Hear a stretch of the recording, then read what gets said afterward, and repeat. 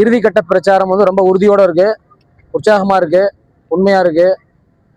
அது மக்களுக்கு தேவையான மாதிரி அவருடைய சென்றடைகின்ற வகையில எங்களுடைய பிரச்சாரத்தை நாங்கள் கட்டமைத்து படிப்படியாக இன்றைக்கு மக்களுடைய உள்ளத்திலே இடம் பிடித்திருக்கின்ற அளவிற்கு ரொம்ப நல்லா இருக்கு. வருகின்ற தேர்தல் ஆட்சி மாற்றத்திற்கான தேர்தல் உறுதியாக அனைத்து இந்திய அண்ணா திராவிட முன்னேற்ற கழகத்தினுடைய ஆட்சி தமிழகத்தில் மலரப்போகிறது. இந்த பல்லாவரம் தொகுதியை பொறுத்தவரையில வெற்றி அடைவதற்கு அனைத்து உத்திகளையும் நாங்கள் செய்துவிட்டோம். மக்கள் எங்கள் பக்கம் இருக்கிறார்கள். கண்டிப்பாக பல்லாவரம் தொகுதியில மிகப்பெரிய வெற்றியை அடைவேன். கடந்த 20 நாட்களாக தொடர்ச்சியா பிரச்சாரம் பண்ணுறீங்க. போற இடம்லாம் மக்களோட வரவேற்பு எப்படி இருக்கு? உங்க கட்சி தொண்டர்கள்லாம் எப்படி பணிகளை ஈடுபடுறாங்க? 20 நாளாகவே ரொம்ப நல்லா இருக்கு. இப்போ நீங்க பாப்பீங்க, கேமராவை நீங்க அந்த பக்கம் திருப்பினீங்கன்னா பாப்பீங்க, பெண்கள் எவ்வளவு பேர் இருக்காங்க, எவ்வளவு உற்சாகமா இருக்காங்கன்னு பாப்பீங்க. அந்த அளவிற்கு நாங்க வந்து இந்த 20 நாளும் தொய்வு இல்லாமல் காலையில 7:30 மணிக்கு எங்களுடைய கேம்பெயின் ஆரம்பிக்கிறோம். மதியானம் 1:30 2 மணி வரைக்கும் இந்த வெயில்ல எல்லா பக்கமும் சுற்றி வர்றோம். இப்போ இந்த பல்லாவரம் தொகுதி சார்ந்த அத்தனை பகுதிகளுக்கும் சென்று எல்லா ஒன்றியங்களுக்கும் சென்று மக்களுடைய மனதை வென்றெடுத்திருக்கிறோம் என்று தான் நினைக்கின்றேன். ஏனென்றால் பார்க்குறாங்க, எங்களோட உழைப்பை பார்க்குறாங்க. காலையில் 7:30 மணிலேருந்து நைட்டு 10 மணி வரைக்கும் நடுவில் லஞ்ச் பிரேக் ஒன்று, பிரேக்ஃபாஸ்ட் பிரேக் ஒன்று, இதை தவிர மிச்ச நேரம் எல்லாம் நாங்கள் உழைத்து கொண்டு தான் இருக்கிறோம் அப்படிங்கிறத நாங்கள் எவிடென்ட்டாகவும் காமிச்சிக்கிட்டு இருக்கோம். அந்த அளவுக்கு உழைக்கிறோம். அதனால் மக்கள் வந்து சரி, இவர் நமக்கானவர், நமக்காக உண்மையை செய்வார் என்று அவருடைய குறைகளையும் நான் கேட்டுக்கிட்டு இருக்கேன். நேராக பகுதி பக்கமாக போய் ஒவ்வொருத்தட்டையும் அவங்களோட குறைகளை கேட்குறோம். பிரச்சனைகள், அன்றாட பிரச்சனைகள் என்னன்றதை கேட்குறோம். அதுக்கு தீர்வு என்ன அப்படிங்கிறதையும் யோசனை பண்ணிக்கிட்டு ஒவ்வொன்றுக்கும் ஒரு திட்டமும் தீட்டிகிட்டு இருக்கோம். அதனால் மக்கள் இந்த 20 நாளாக அமோகமாக எங்களுக்கு ஆதரவு தராங்க. இந்த ஆதரவை பொறுத்து கண்டிப்பாக வெற்றி வாய்ப்பு அமையும் என்று நாங்கள் எல்லாம் நம்புகிறோம். வெற்றி பெறுவது உறுதி. நாளை நமதே.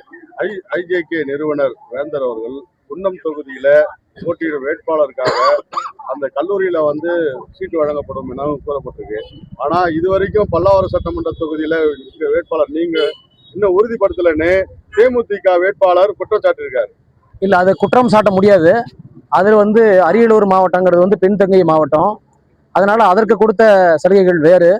அது கொடுக்கணும்னு அவர் குற்றம் சாட்டுற அளவுக்கு அவருக்கு என்ன அதற்கு இது இருக்குன்னு எனக்கு தெரியல. அவருடைய கட்சி தலைவரான திருமதி பிரேமலதா விஜயகாந்த் என்னென்னலாம் உறுதி கொடுத்துருக்காங்க, தேமுதிகவுக்கு நான் என்ன பண்ணுறேன்னு சொல்லியிருக்காங்களா, என்ன செஞ்சுருக்கேன், என்ன செஞ்சுட்டு வந்திருக்கோன்னு சொல்லியிருக்காங்களா, இல்லை அவங்க இந்த மாதிரி மொத்தம் 8 9 10 தொகுதி வாங்கியிருக்காங்களே, அந்த 10 தொகுதியில் ஏதாவது ஒரே ஒரு தொகுதிக்கு நான் இத்தனை 10 சீட்டு என்னோட சொந்த பணத்தில் கொடுக்குறேன்னு சொல்லியிருக்காங்களா?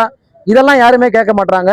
அது அந்த சைடில் அவர் சொல்லிட்டாரு, அனகை முருகேசன் அவர்கள் சொன்னார், அவங்க சொன்னார், இங்கே சொல்லலைன்னா அப்போ உங்களுடைய தலைவர் என்ன பண்ணுறாங்க, உங்கள் தலைவி என்ன சொல்கிறாங்க, இந்த மாதிரி போதை கலாச்சாரம் இருக்குது, பெண்கள் மேலே பாலியல் பலாத்காரம் இருக்குது, இதை தவிர வேற என்ன சொல்ல முடியும்னு சொல்கிறாங்க.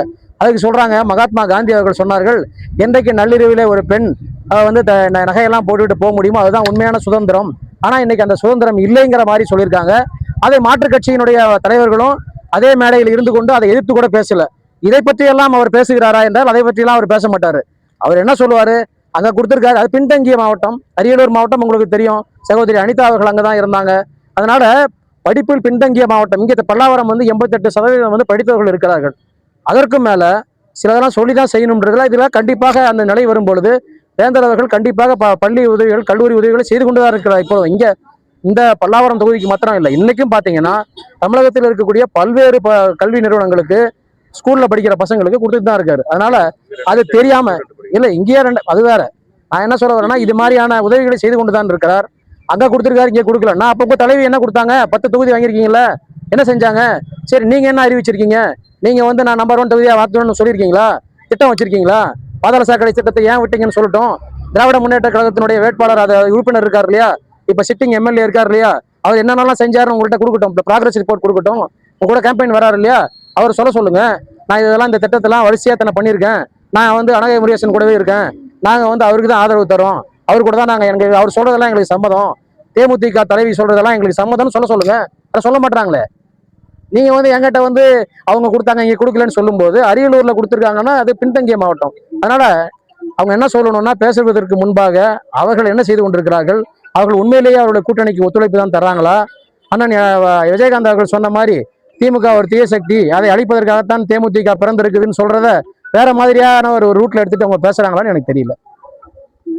பிரச்சாரம் தொடர்ந்து நடந்துனே இருக்கும்.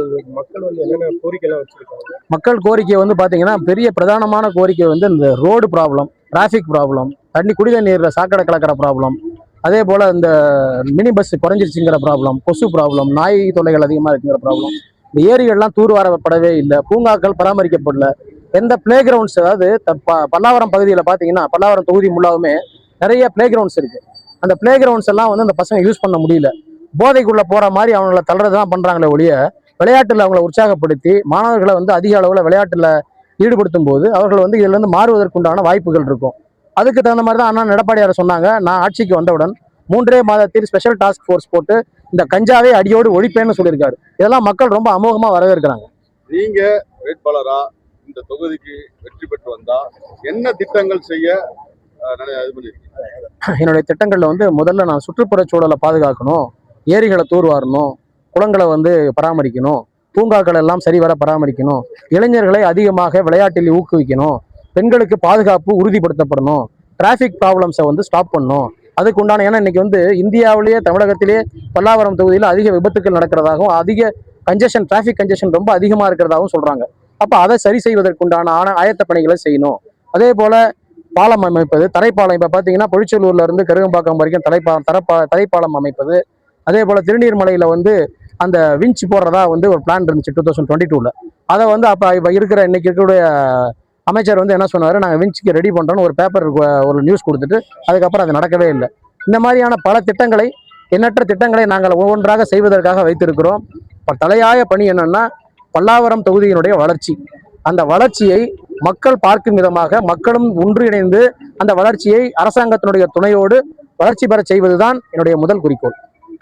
பெரும்பான்மையா பொழிச்சலூர் பகுதியில இந்த விமான நிலையம் பின்பக்கம் வந்து இந்த நில ஆக்கிரமிப்பெல்லாம் அதுல நிலவில் இருக்கு. அந்த பகுதி மக்கள்லாம் குறையிட்டிருப்பாங்க. அதெல்லாம் எதனா தீர்வு காண்பீங்க? இல்ல, அதான் சொல்றேன், இப்போ குறையிட்டு இருக்காங்க. அதுக்கு உண்டான டாக்குமெண்ட்ஸ் என்ன, எந்தெந்த பகுதியில் எவ்வளவு எடுத்திருக்காங்க அப்படிங்கிறதெல்லாம் கண்டிப்பாக ஆய்ந்து பார்த்து மக்களுக்கு எந்த விதமான பாதிப்பும் இல்லாத அளவிற்கு என்ன அளவுக்கு ஒத்துழைப்பு அளிக்க வேண்டுமோ கண்டிப்பாக அத்தனை ஒத்துழைப்புகளையும் அளிப்பேன்.